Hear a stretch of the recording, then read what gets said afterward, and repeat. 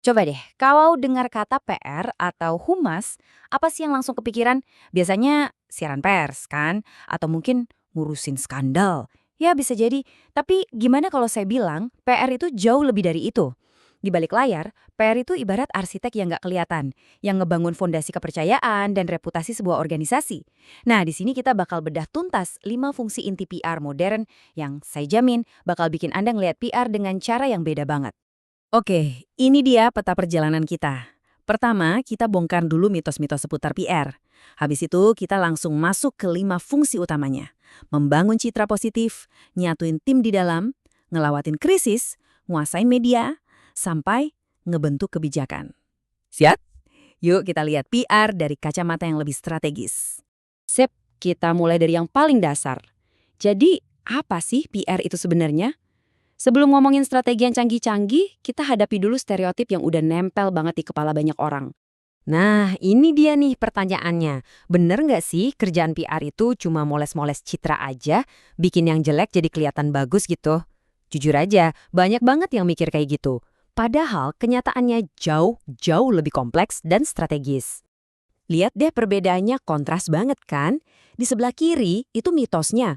PR dianggap cuma pemadam kebakaran, urusannya publisitas sama rilis pers doang. Tapi di kanan itu realitanya. PR itu soal strategi, soal ngebangun hubungan, ngebangun kepercayaan. Ini soal jangka panjang, bukan cuma solusi instan. Oke, ini definisi formalnya. Tapi coba kita perhatiin kata kuncinya. Ada dua yang penting banget. Komunikasi strategis dan hubungan saling menguntungkan. Artinya apa? Artinya PR itu bukan jalan satu arah, bukan cuma promosi atau ngomong doang. Ini tuh soal dialog, soal percakapan dua arah antara perusahaan dan publiknya. Tujuannya buat ngebangun pemahaman dan, yang paling penting, kepercayaan. Oke, kita masuk ke fungsi yang pertama dan paling krusial, membangun citra positif. Ini penting banget, karena reputasi itu nggak bisa dibeli. Reputasi itu harus dibangun pelan-pelan, bata demi bata, dengan penuh kesengajaan. Tujuannya itu bukan sekedar jualan loh, jauh lebih dari itu. Ini soal membangun kepercayaan. Sama siapa? Sama semua orang, pelanggan, karyawan, investor. Caranya dengan nunjukin jiwa perusahaan, nilai-nilainya, etikanya. Jadi ini bukan soal seberapa bagus produknya aja, tapi soal karakter perusahaannya. Jauh lebih dalam dari iklan kan?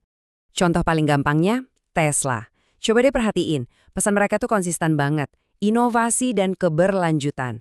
Mereka juga transparan soal tujuan dan progres mereka.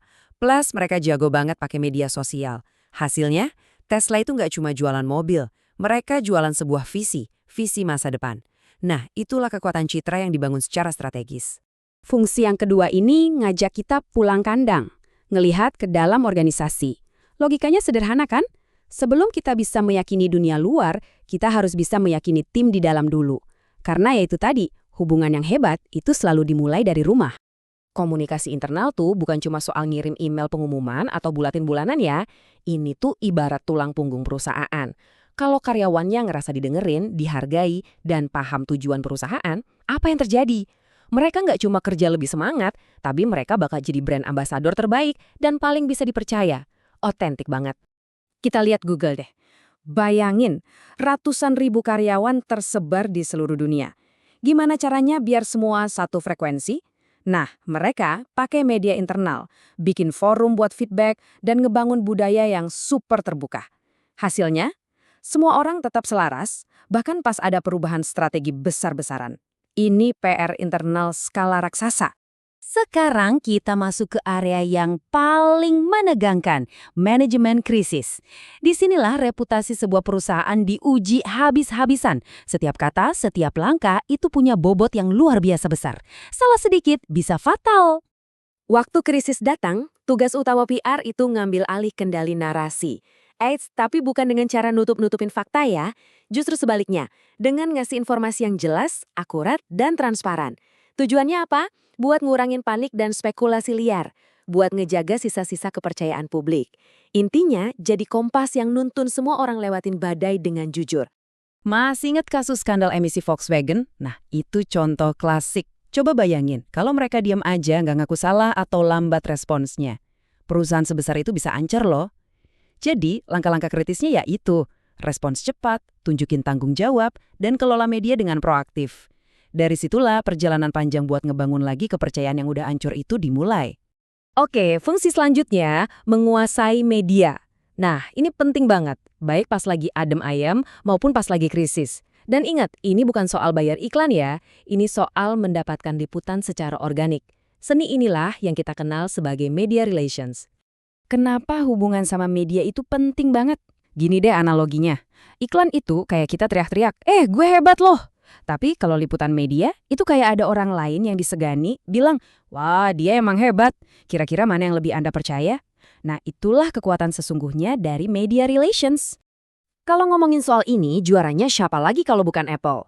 Mereka tuh jago banget ngebina hubungan sama jurnalis. Makanya, tiap kali mereka mau rilis produk baru, itu bukan cuma jadi berita, tapi jadi acara global. Media di seluruh dunia ngeliput, dan hasilnya permintaan publik yang meledak-ledak. Keren banget strateginya. Nah, fungsi yang terakhir ini mungkin yang paling tingkat dewa. Kita ngomongin soal membentuk kebijakan dan opini publik. Ini dunianya public affairs, di mana PR berperan sebagai jembatan strategis antara perusahaan dan para pengambil keputusan, alias pemerintah. Zaman sekarang kan semuanya serba diatur ya, banyak banget regulasi. Nah perusahaan itu nggak bisa cuma diam jadi penonton, mereka harus ikut bersuara dalam obrolan-obrolan yang nentuin kebijakan. Disinilah peran public affairs, memastikan suara perusahaan didengar dan mengadvokasi kebijakan yang sejalan sama kepentingan mereka. Contohnya perusahaan energi kayak BP. Mereka ini aktif banget di dunia public affairs. Kenapa?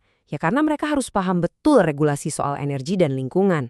Mereka harus ngobrol sama pembuat kebijakan dan ikut mendorong aturan yang mendukung transisi mereka ke energi yang lebih bersih. Ini PR yang levelnya udah ngebentuk masa depan. Jadi, kebayangkan sekarang kelima fungsi tadi, mulai dari citra positif, tim internal yang solid, manajemen krisis, hubungan media, sampai public affairs, semuanya itu bekerja bareng-bareng. Tujuannya satu, membangun dua aset yang paling nggak ternilai harganya bagi sebuah organisasi, yaitu reputasi dan hubungan. Jadi, PR itu benar-benar arsitek sekaligus penjaga gamang dari dua hal itu.